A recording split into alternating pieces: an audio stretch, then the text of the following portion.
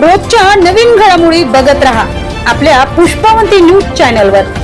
आजच आपल्या चॅनलला लाईक करा, शेअर करा, सबस्क्राइब करा, बेल आयकॉन प्रेस करा। उपविभागीय अधिकारी पुसद यांच्या मार्फत मुख्यमंत्र्यांना दिले निवेदन। राज्यातील सर्व वृत्तपत्रांना 150% दरवाढ देणे तसेच जाहिरात व प्रशासकीय धोरणाबाबत विविध मागण्यांना मान्यता आणि पत्रकार यांच्यावर होणारे अन्याय थांबवणे। राज्यातील वृत्तपत्र उद्योग हा लोकशाहीचा चौथा स्तंभ म्हणून कार्यरत असून जनतेपर्यंत शासनाच्या योजना, निर्णय आणि धोरणे पोहोचवण्याचे अत्यंत महत्त्वाचे कार्य करत आहे। तथापि गेल्या काही वर्षात वृत्तपत्र उद्योगांवर आर्थिकदृष्ट्या मोठा ताण निर्माण झालाय। आम्ही अनेक वेळा व्हॉइस ऑफ मीडियाच्या वतीने या संदर्भात निवेदने दिले, आंदोलने केले, पण त्याचा फायदा झाला नाही। आपण आता तरी याकडे लक्ष द्याल ही अपेक्षा आहे।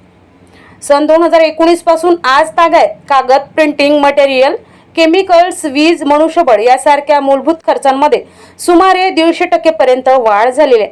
परंतु या उलट शासनाकडून मिळणाऱ्या जाहिरात दरांमध्ये कोणतीही समर्पक वाढ झालेली नाही। यामुळे अनेक लघु व मध्यम वृत्तपत्रांचे अस्तित्व धोक्यात आले। याच विषयाला घेऊन गेल्या 3 दिवसांपासून सर्व जिल्ह्याच्या ठिकाणी लाक्षणिक मागणी करत आंदोलन सुरू आहे।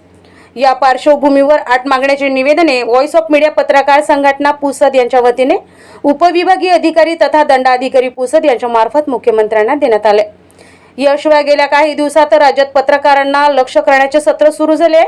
अकोला येथे एका आमदाराविरोधात बातमी प्रसिद्ध केल्याच्या कारणावरून TV9 मराठीचे प्रतिनिधी गणेश सोनवणे, साम टीव्हीच्या वार्ताहर हर्षदा सोनवणे यांच्यासह अन्य 3 पत्रकारांवर हक्कभंग दाखल करून त्यांना 5 दिवसांच्या कारावासाची शिक्षा सुनावण्यात आली। नांदेडमध्ये लोकशाहीचा चौथा स्तंभ दाबण्याचा प्रयत्न प्रशासकीय पातळीवरून होताना दिसत आहे। पत्रकार मुक्ता कदम यांनी मनपा निवडणुकीदरम्यान पाणी, स्वच्छता आणि आरोग्य यासारख्या जनहिताच्या प्रश्नांवर बातम्या दिल्यानंतर त्यांच्यावर निवडणूक आचारसंहिता भंगाचा गुन्हा दाखल करण्यात आला। श्रीरामपूर येथे गंभीर प्रकरणाचा पर्दाफाश करणारे पत्रकार दत्तात्रय खेमनर यांना जीवे मारण्याच्या धमक्या देण्यात आल्या। तर रत्नागिरीतील चिपळूणमध्ये पतसंस्थेतील गैरप्रकार उघड करणाऱ्या दीपक भागवत यांच्यावर जीवघेणा हल्ला करण्यात आला। पनवेलमध्येही एका पत्रकाराला जीवे मारण्याची धमकी मिळाल्याची घटना समोर आली।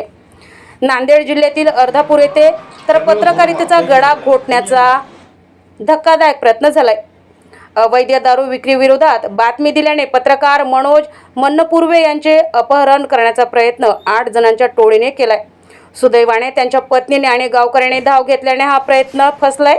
या प्रकरणी पत्रकार संरक्षण कायद्याअंतर्गत गुन्हा दाखल झाला असून 2 आरोपींना अटक करण्यात आली आहे। या सर्व घटनांचा निषेध करताना voice of media VOM international forum संबंधित सर्व प्रकरणाची सखोल चौकशी करून दोषींवर कठोर कारवाई करावी आणि पत्रकार संरक्षण कायद्याची प्रभावी अंमलबजावणी करावी अशी मागणी करण्यात आली।